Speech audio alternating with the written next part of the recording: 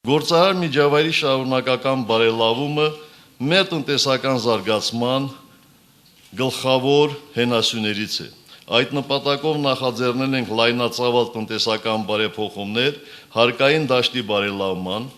ձեռնարկությունների հիմնադրման եւ գրանցման, ներդրողների պաշտպանության եւ մի շարք այլ ոլորտներում։ Այս ամենին զուգահեռ Հայաստանի Եվրասիական մաքսային միությանն անդամակցելու որոշումը բնավ չի նշանակում, որ որևէ կերպ Հայաստանի համար նվազելու է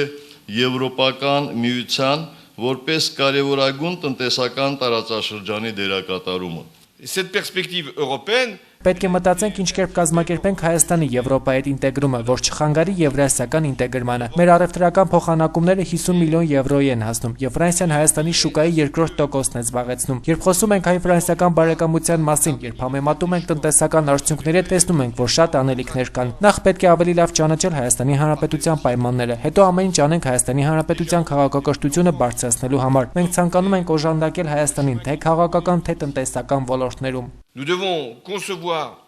une association Europe-Arménie